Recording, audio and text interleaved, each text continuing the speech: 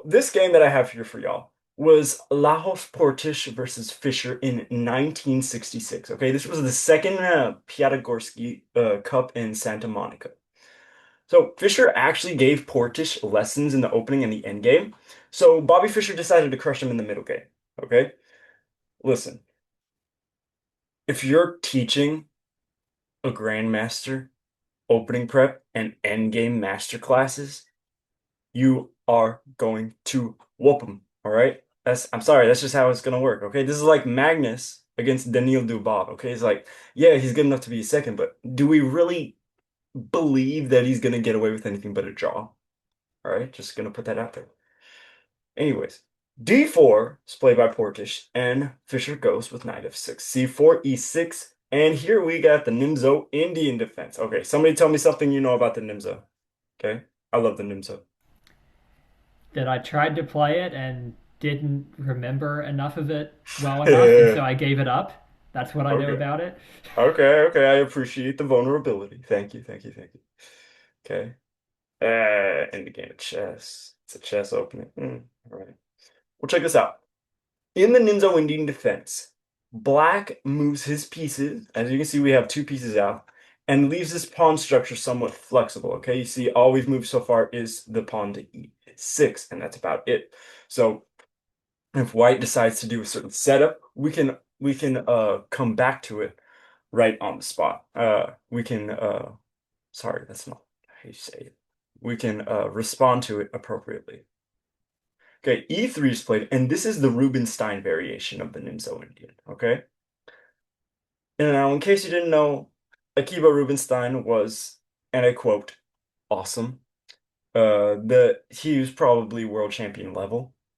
I mean, but still okay. Anyways, he was very skilled in opening prep and in rook end games. But of course, overall, just generally a strong player. But he was really good at opening prep. He has several lines in different openings, and here we have a Nimzo Indian line named after him. B6 is played. Okay, very common in the Nimzo. We can kiddo our bishop and knight to E2. Okay. We defend our knight because let's face it, if not, let's say, I don't know, something stupid there. Hey, those are double pawns. We get to push forward. Listen, y'all. Listen. If y'all can't tell that's sad, but that's sad. Okay. This is the part of the movie where you cry. Okay. That's just sad. Anyways, let's get out of there. So knight to E2 is played, defending the knight so we don't ever get double pawns. Bishop to A6 is played. We are attacking a weak pawn right here. And knight to G3. Now, this move isn't played much in this situation and is relatively unique. Okay, so we got a little, novelty going on. But also notice, okay, we're defending the pawn. Whatever. We still have, listen, we're gonna double the pawns, okay? We don't really care. So bishop takes on C3. Now, this is not provoked, but the whole reason for playing the Rubinstein variation is to not get double pawns. So why give him a chance to undo it with his oddity that he had right there. So B takes C3 and D5 is played. Now, when your opponent has double pawns, you attack them. Someone write that down. When your opponent has double pawns, you attack him.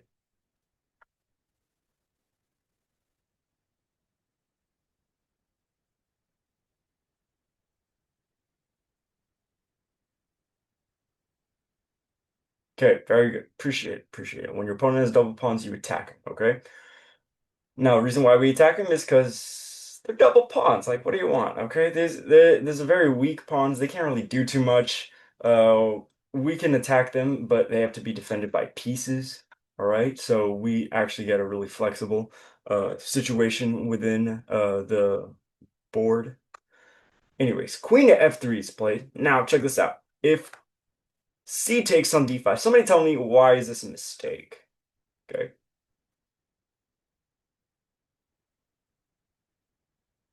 Getting rid of our double pawns. Like, what happened? It might be that it allows you to trade off your bad bishop for white's good bishop. That's good. That's good. Yeah. This is the bad bishop. This is the good bishop. And check this out. Germany also had a right. Look, listen. This knight. We don't like that. Okay. We're not trying to do a little carousel with the we're not trying to play horsey or whatever. We don't want that. Okay. So, all right. So positionally, that was just bad. And so queen to f3 instead. Castles in e4. Okay. So somebody, why is bishop takes e4 a mistake? Doesn't that just look like a nice juicy little pawn right there? Like that looks delicious, wouldn't you say? Well, okay, it's weak, but we can defend it like with b5, eventually. So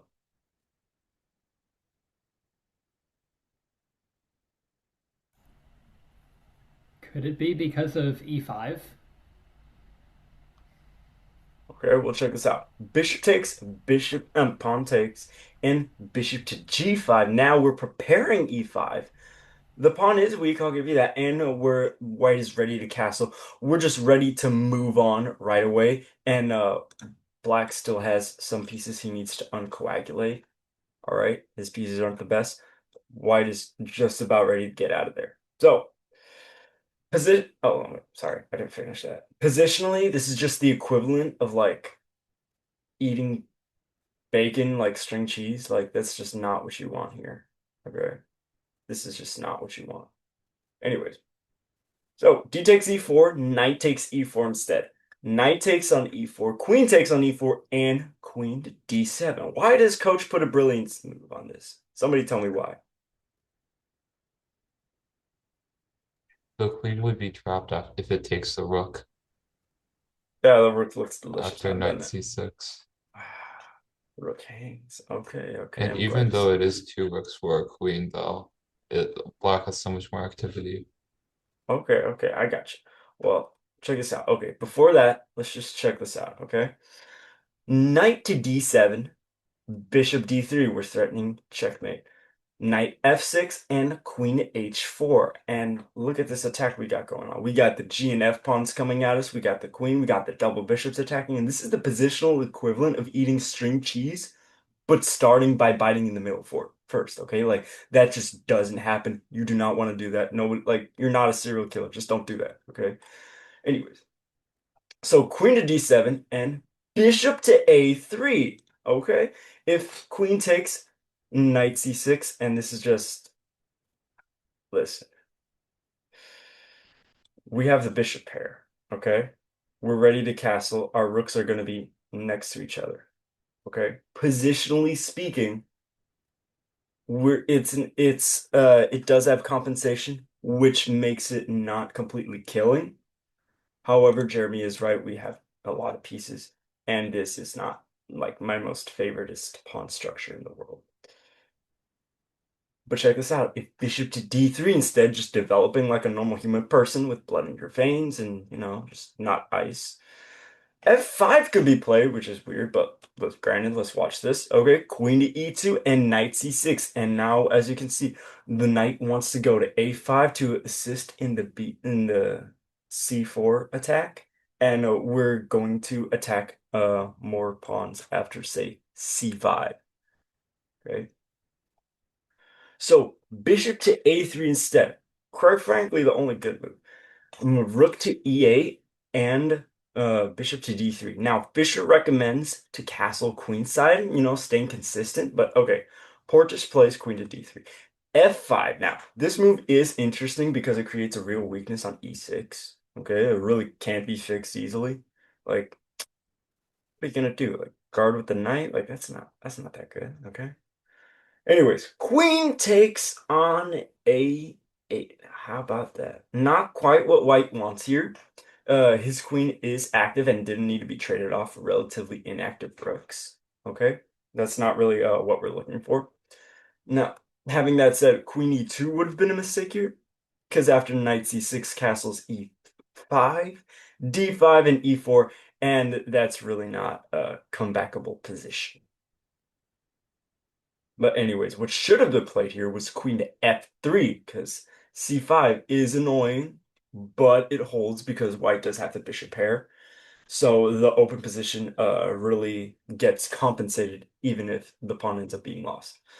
Anyways, sorry about that. Queen takes a8. Knight C6, queen takes E8, queen takes E8, castles knight to A5. When your opponent has double pawns, what happens? You attack him. Attack him. Very good, awesome. Opponent has double pawns, you attack him. So rook A to E1, and bishop takes on C4. Okay, why did we take with the bishop? Why didn't we take with the knight? To pin the bishop to the rook so it couldn't take the f5 pawn. Good, very good. I like Oh that. yeah, that's good. Wow. Yeah. Well, I mean, queen could come over here and we're good. It's fine. Or just straight up. Oh, how about that? Anyways, well, check this out. If the bishop takes, okay, well, we can't move to the side because that's a rook. Okay. So now we have to take back, right? Oh, look at that. No more bishop pair. Ooh, somebody count the material imbalance for me. Okay, what do we got here? What do we got? This is spicy.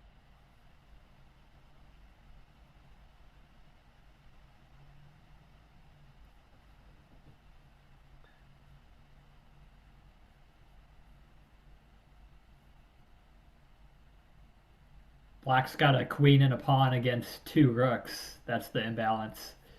Queen and knight and pawn against two rooks and a bishop. Yeah. And also, Black's got to go back to C1 with the bishop because we're threatening knight to D2, Oh just yeah, trapping the rook, only and the move. bishop becomes inactive. Yeah, definitely. So bishop C1's only move. Now this is not what you want. Okay, look at this knight. Look, that's my favorite little knight ever. Like, where he can't get kicked out nowhere. All right. We got some pawns that are gonna be pushed. Okay, he's gonna be all protected. Like, that's a nice knight. Anyways, C5 is played, and we don't play D5 because of E5, and that's no one's coming back after that. D takes C5. B takes C5, queen to F4. Now H6 is played. Okay, we're getting ready to thrust on G5. And rook to E2, G5, and bishop E5. We're not playing bishop E3 because then queen to B5 and then F3, knight E5, and that's just dead. So bishop E5, queen D8, and somebody tell me why F4 is an inaccuracy. It's not quite what white needs at this moment.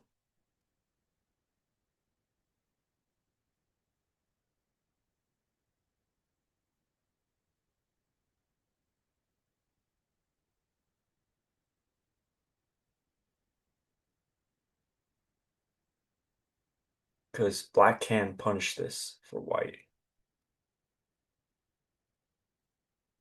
Okay, king takes e5, f takes e5. Oh, knight takes e5, f takes e5, queen d3 drops a pawn. I feel like it opens up the king too much to the queen eventually. Granted, I'll give you that, but we have a dark square bishop, so Yeah. we'll check this out. Okay, I'm gonna spill it to you. Knight to d2. All right, so knight to Then d2. discovery. Hmm, yeah, because we got stuff going on here. Okay. So rook f to e1 and knight e4, and that is good game. This knight isn't going anywhere. This queen is infiltrating, and it's not nothing is going to happen to it.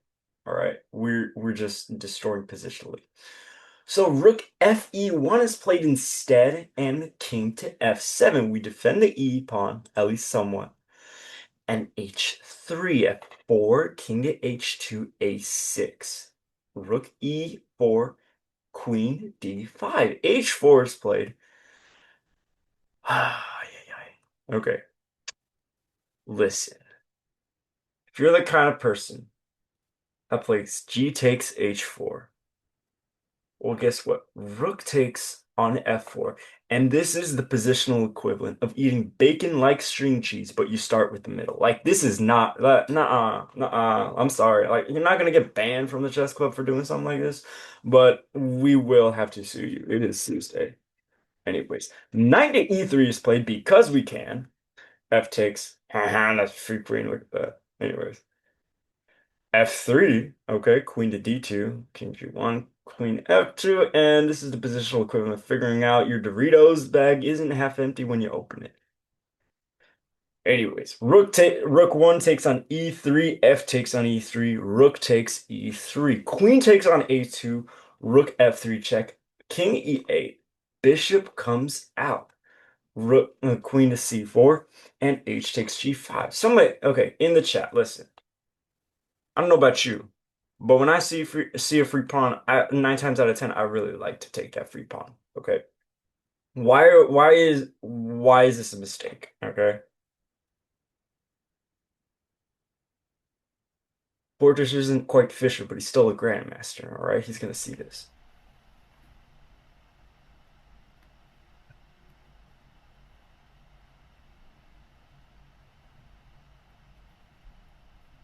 Okay, well, check this out. Queen takes, rook blocks. Queen f4 check, rook blocks. Queen h4, rook blocks, because, we got to play cat and mouse.